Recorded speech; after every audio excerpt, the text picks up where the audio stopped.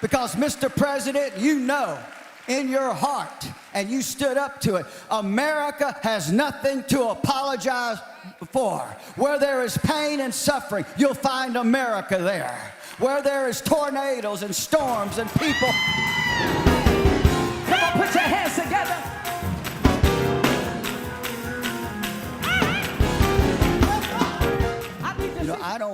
I write very few letters.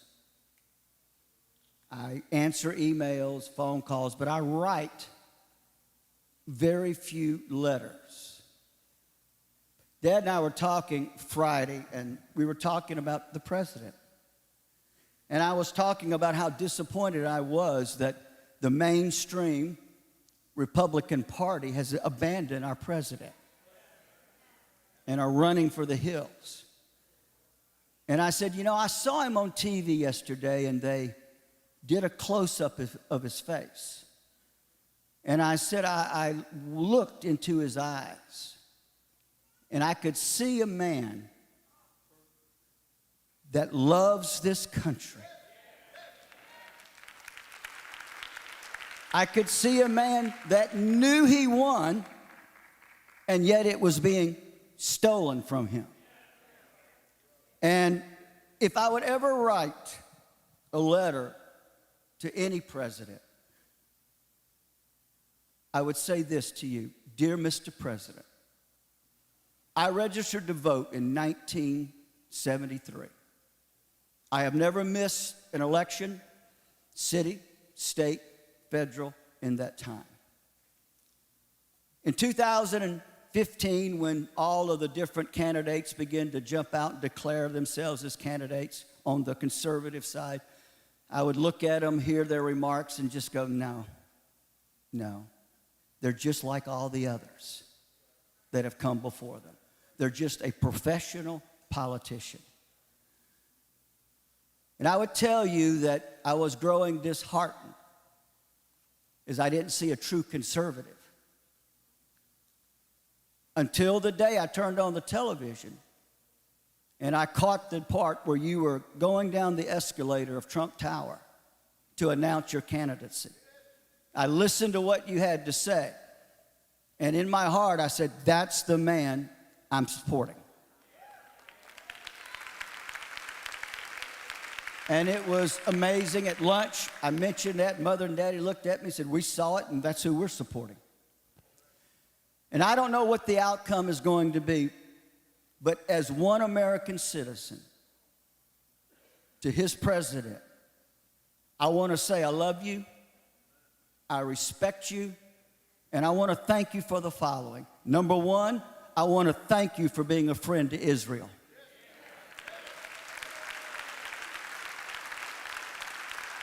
Number two, I want to thank you for being the most ardent hater of abortion of any president that we've ever had in the White House. The only president to ever speak at the Right to Life rally in Washington, D.C. I want to thank you for your defense of Christians around the world. I want to thank you for defending our rights to preach the gospel and to proclaim the good news of Jesus Christ. I want to thank you for getting us out of needless wars.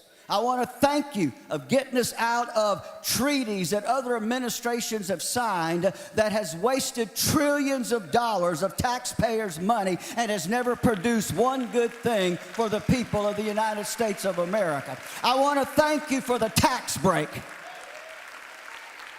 that you gave at a time when many Americans were hurting and needed it. I want to thank you for doing your best to make America great again. Mr. President, I am so glad that I had and have a president that didn't travel around all over the world apologizing for the United States of America. Because, Mr. President, you know in your heart, and you stood up to it, America has nothing to apologize for. Where there is pain and suffering, you'll find America there. Where there is tornadoes and storms and people are without things, it's the United States of America that are the first on the ground. Thank you for your support of our military. Thank you. Our previous administration had literally decimated our armed forces, but thank you. In these last 4 years, you've built it up to once again, it is the greatest fighting machine on planet Earth. Thank you. Thank you for allowing people to lay hands on you and pray for you. Thank you for saying that we're not divorcing Jesus Christ from the White House.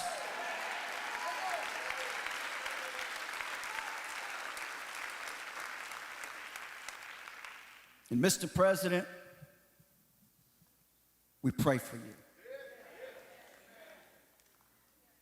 We lift you up. As the songwriter said, it's not over until it's over.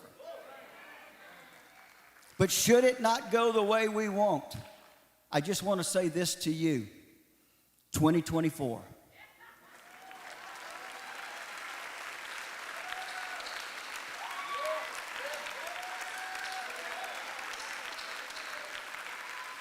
And in closing, Mr. President, as an amateur historian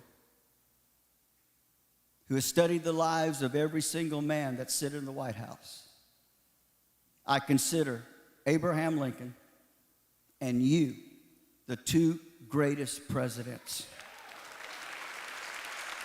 to ever serve this country. And from an American citizen to an American president, thank you for all that you have done. That's my letter to President Donald J. Trump.